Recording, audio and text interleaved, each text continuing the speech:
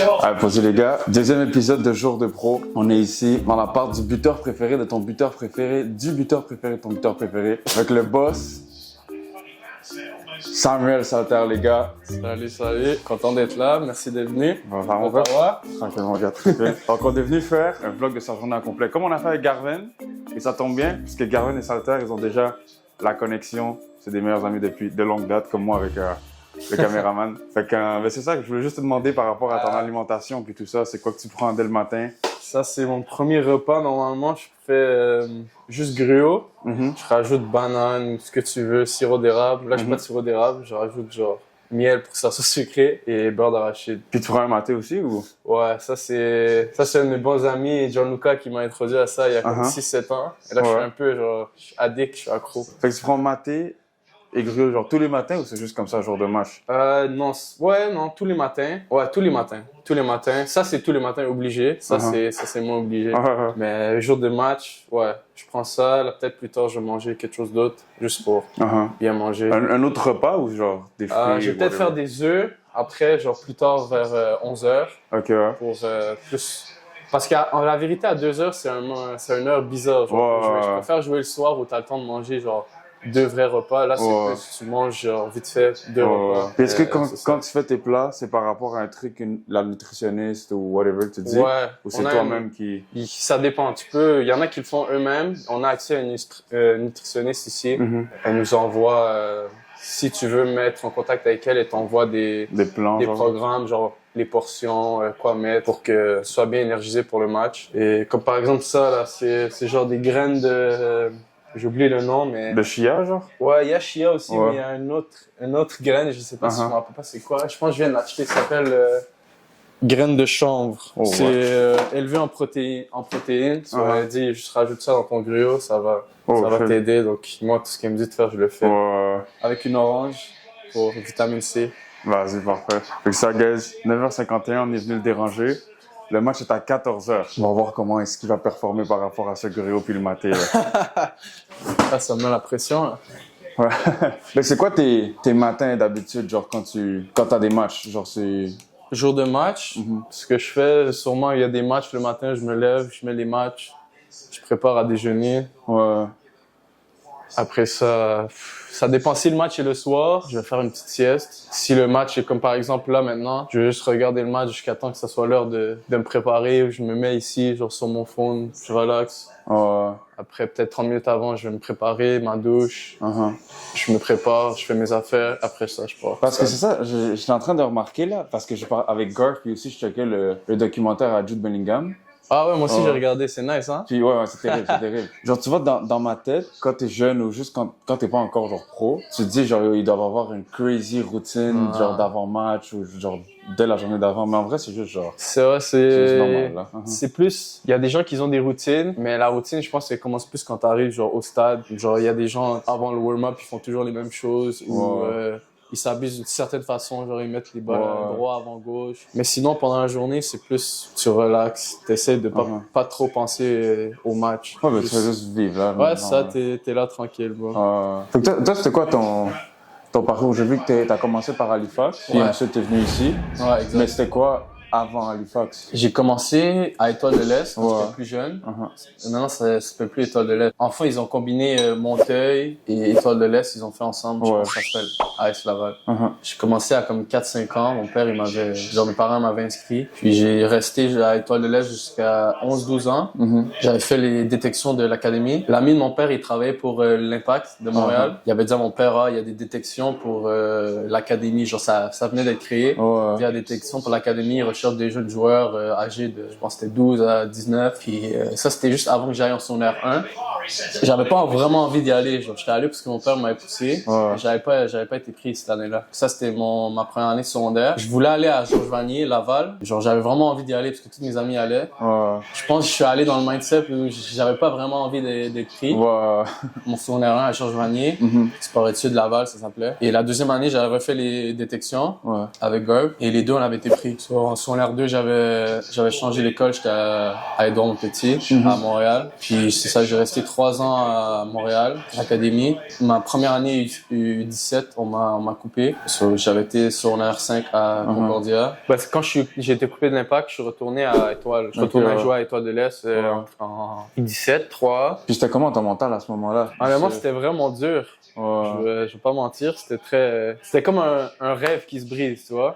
Parce que quand t'es à l'académie, on dit si tu pousses, tu vas pouvoir aller à l'équipe première. Quand on t'annonce la nouvelle que genre tu vas pas continuer, genre ils considèrent pas c'est bon. Genre c'est comme si c'est un rêve qui se brise. Tu dis c'est terminé, genre c'est pas je peux plus atteindre ce rêve. Si c'était pas mes amis et mon père, genre je pense que peut-être j'aurais arrêté. Hein. Qu'à ce moment-là, genre tu penses que c'est la fin du monde. Genre tu vois pas plus loin, tu te dis genre c'est fini, genre tu vas plus jamais réussir. Un de mes amis, le jour même où j'étais coupé, il est venu chez moi parce que j'habite à côté du collège Laval et c'est là qu'Étoile de l'Est s'entraînait. Il s'entraînait le soir là à collège Laval. Et il m'a dit je viens à Étoile, genre viens, tu vas jouer, on a une bonne équipe, tu vas t'amuser. Le coach est bon. Le lendemain, j'étais allé à Étoile m'entraîner. Puis j'ai vraiment aimé ça. Genre, puis ça m'a redonné en gros l'envie de jouer. Genre, moins de pression. Genre, je me mettais moins de pression. Je me disais, je vais juste jouer. Ouais, c'était comme jouer pour le plaisir. Ouais, c'est ça. Comme si j'ai retrouvé l'envie de jouer. Parce que quand j'étais à l'Impact, l'année où je m'étais fait couper, j'ai pas vraiment joué. Soit juste de retourner à jouer genre des matchs, ça m'a fait du bien. Et c'est ça, je suis resté après 2 ans à Étoile, U17, U18. Le coach de Étoile de l'Est, Amro. C'était aussi le coach de Dawson. Alors, il nous a convaincu un peu genre tous les joueurs d'Étoile de ma génération sont allés à Dawson à cause de lui parce que c'était le coach de Dawson. Il nous a dit, venez, vous pouvez faire vos études en anglais, genre ça va vous aider et tout. C'était une bonne expérience. Tu joues à collégial, mais avec tes amis que tu joues à Étoile. Depuis longtemps, ouais. Ça, c'était vraiment nice. J'ai fait un semestre. Non, je fais une année à Dawson. Mais c'était 2017. J'ai été sélectionné pour faire les Jeux du Canada en 2017. En plus, l'expérience, genre, c'était à Winnipeg. Juste aller à Winnipeg, genre, prendre l'avion avec ton équipe. T'as, genre, je pense, j'avais 16 ans. C'était vraiment nice. Ouais, j'ai des potes qui sont allés aux Jeux du Canada. Moi, je suis jamais allé, bien évidemment, à cause du manque de talent dans tous les sports. Mais j'ai des potes qui sont allés pour le basket puis pour le foot. Ils me disent que c'est la meilleure expérience. C'est comme les Jeux Olympiques, mais juste au Canada. Genre, on était sur le campus de l'université de Manitoba. Il y avait tous les sports, genre toutes les équipes de tous les sports qui étaient là. Exact. On mange ensemble dans la cafétéria. C'est comme si c'était aux Jeux Olympiques, mais juste au Canada. J'avais vu aussi, parce que là, en ce moment, live, c'est la saison collégiale au Québec avec le Antique et tous ces trucs-là. Puis en faisant mes recherches pour voir quoi type de poste et tout, j'avais vu que tu avais gagné le MVP dans une année. Est-ce que ça, c'était avec Dawson ou c'était avec un... Ouais, c'était avec Dawson. J'avais juste joué une année collégiale. Ok, t'as juste fait une année collégiale, puis après j'ai juste fait une année collégiale. C'était 2017. C'est juste en revenant des Jeux du Canada, j'avais commencé à jouer avec Dawson. Et ça, c'était ma seule année à Dawson. J'ai été faire des essais 2 semaines à Lens, en France. En U19. Ouais. Et ça m'a genre ouvert les yeux un peu. Genre, je m'en rappelle, j'étais resté 2 semaines pendant la pré-saison. Le premier entraînement que je suis arrivé, j'ai fait. Là-bas, c'était avec l'équipe nationale 3, genre la réserve. Et j'étais censé m'entraîner avec les 19, mais les 19, ils jouaient un match à l'extérieur, donc ils étaient pas là. Alors j'ai joué un entraînement avec la réserve, et c'était le premier entraînement que je faisais genre en France. J'étais mort. Je me rappelle, j'avais envie de vomir. Genre. Et je courais, je prenais mon ventre comme ça. C'était compliqué. Ça m'a fait comme réaliser plein de choses comme quoi j'étais pas genre vraiment genre encore prêt à jouer à un plus haut niveau. Dans ce lien-là que genre quand j'étais revenu, j'avais dit à gars, je pense qu'on doit quitter Étoile. Parce que à Étoile, on jouait U18. Ben, enfin, on allait U21, on jouait contre des gars qui ont notre âge. Je dis, je pense que c'est mieux si, genre, on joue contre des joueurs plus vieux pour, genre, prendre, parce que jouer, genre, PLSQ et jouer 21, c'est pas la même chose. Ouais. Et c'est ça, j'avais fait la moitié de saison à Saint-Hubert. Et après, j'étais parti 1 an en France, jouer U19 à Dijon. Et c'est pour ça que j'avais pas revenu à Dawson, parce que j'étais là-bas. J'ai fait une année de cégep à distance. Que t'as fait le 1 an en France, t'es revenu puis t'es directement parti à Halifax? Non. Dans le fond, j'ai fait 1 an en France et pendant cette année-là, j'avais mis un peu mes études sur pause, que j'avais fait cégep à distance, 4 cours dans l'année, puis j'en ai coulé 1 des 4. Alors j'ai complété 4 cours au cégep pendant l'année. Mes parents, ils voulaient toujours que je continue les études, parce que c'était important pour eux. pendant que j'étais là-bas en France, il y avait des universités américaines qui m'ont contacté. Et il y a une en particulier qui est l'école où je suis finalement allé, ils étaient venus me voir un match là-bas en France. Et le coach il m'a dit honnêtement, on t'aime beaucoup, on aimerait ça que tu viennes faire une visite de l'université. Et ça c'était en janvier, c'était au milieu de la saison parce que la saison là-bas c'est comme en janvier c'est genre la pause mi-saison. Donc la pause mi-saison, j'étais revenu à Montréal. Juste avant de repartir, j'étais allé faire la visite justement de l'école qui m'avait visité et j'ai vraiment aimé ça. C'était ça s'appelle California State Northridge. En Californie, c'est à 30 minutes de Los Angeles. Et j'étais allé en janvier, genre je passais de moins 30 à Montréal, je suis allé là-bas, il faisait 25 degrés, soleil, terrain naturel. C'est une grosse uni, ça, California State. Ouais, c'est quand même une bonne université. C'est pas genre le top des universités américaines, mais c'est genre un bon niveau. C'est ça, j'ai accepté direct. Après mon année en France, je suis allé là-bas. Ça, c'était 2019. Puis de là, est-ce que tu as fini tes études là ou genre? Non, c'est ça. J'ai fait une saison parce que c'est comme la saison universitaire ici au Québec. C'est de août à novembre. Alors, j'ai fait une saison. Je pense que je me rappelle, c'était mars 2020. Genre, je suis revenu à Montréal pour... on avait March Break. C'est comme une semaine où t'as congé d'école. J'étais revenu à Montréal pour la fête de ma mère. La fête de ma mère, c'est le 13. J'étais revenu le 13 mars et le 14 mars, tout était fermé, bloqué. Alors, j'étais pris à Montréal pendant le COVID, pendant 2 ans. C'est pour ça que je suis pas retourné là-bas. J'ai continué de faire mes écoles, genre mes cours en ligne. Puis c'est ça, pendant 2 ans, j'étais à Montréal. Je pense 2021, il y a eu une saison PLSQ. Et la saison était genre raccourcie. Je pense que c'était 10 matchs, un truc comme ça. J'avais décidé d'aller jouer avec Blainville parce que sinon j'avais rien à faire. Et c'est de là que Halifax m'ont contacté. Après la saison PLSQ en 2021. Et c'est ça, après ça, j'ai pris la décision d'aller à Halifax. Est-ce que c'était comme un no question, genre, ou c'était comme... Honnêtement, non, j'ai vraiment hésité parce que j'aimais vraiment ça, justement, là-bas en Californie. Mais ce qui m'a fait pousser vers Halifax, c'est l'incertitude. Parce que pendant 2 ans, il n'y a pas eu de saison universitaire et ils savaient toujours pas s'il allait avoir une saison. Moi, j'étais pris à Montréal, alors je me disais, est-ce que je prends le risque de ne pas jouer, tu sais, pendant 3 saisons ou j'ai d'options maintenant juste devant moi qui est Halifax. Et c'est ça un peu qui m'a fait pousser à aller à Halifax. C'était comment t'as fait une année à Halifax, right, ou 2 ans? 2 ans. C'était comment l'expérience? Parce que c'est genre une première expérience pro. Première expérience pro. C'était bien, genre honnêtement, ça prend un gros temps d'adaptation, mais j'ai aimé ça. Puis après ça, de Halifax, t'es directement venu ici. Exact. Je suis venu à Ottawa l'année dernière. En 2023, c'était ma première année à Ottawa. Ok, ouais, nice. Putain, t'as incroyable, t'as bougé partout. Ouais, j'ai bougé partout. Après, quand je suis parti de l'Impact, je suis allé partout, j'ai joué partout.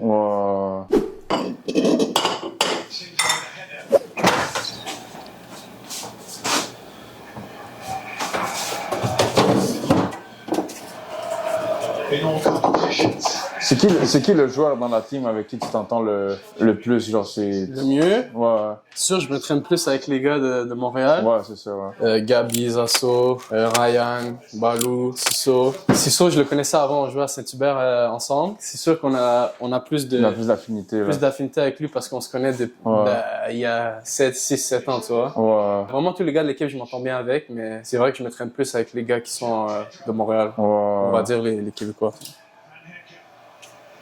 Decent ball, right idea.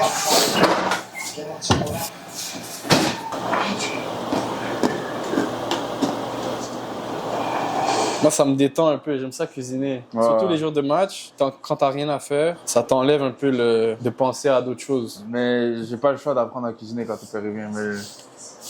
Genre Jersey Swap que t'as eu, c'est avec Garvin? C'était Garv, la première année. Sa première année à Fouad, j'ai ma première année à Halifax. Ouais, je me rappelle, c'était à Halifax. On a joué contre... Nos équipes avaient déjà joué contre avant, mais c'était la première fois où on jouait contre les deux genre, titulaires. C'est ça c'était spécial parce que juste après de changer le maillot, ça m'a fait quelque chose parce que... Mais ça, c'est comme un full cycle moment. Exact. Ça te fait repenser à quand on était jeunes. On rêvait de jouer genre professionnel, puis là, on joue professionnel contre.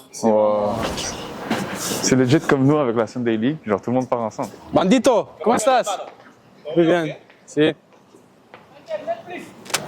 Bon les gars, on est en train de suivre jusqu'au terrain parce qu'il livre des gars. Il n'y a pas de place dans sa whip pour une autre personne. Mais comme vous pouvez voir, sa whip est juste là. On va juste le suivre. Surtout les gars qui disent en commentaire « Yo, Palenka, t'es juste un suiveur, nanana ». Votre rêve est en train de se réaliser. Et voilà pourquoi on est la meilleure page de foot au Québec et que vous devez vous abonner et que vous devez like cette vidéo.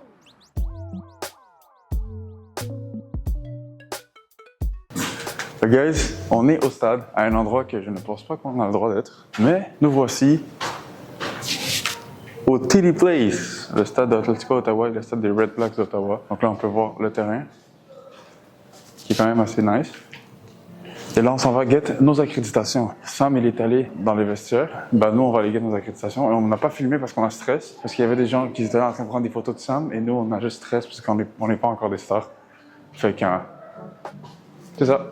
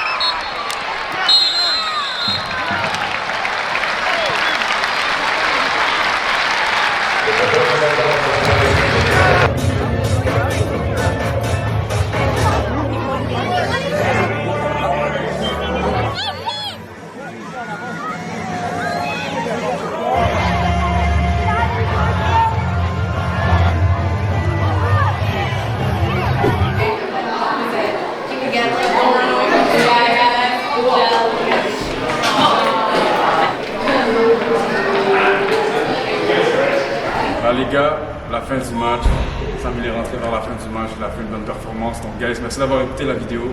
N'oubliez pas de vous abonner et de liker cette vidéo. Et merci à toi Sam de nous avoir donné l'opportunité. Et que ça guys, on se voit dans un prochain épisode avec un autre joueur. Checké.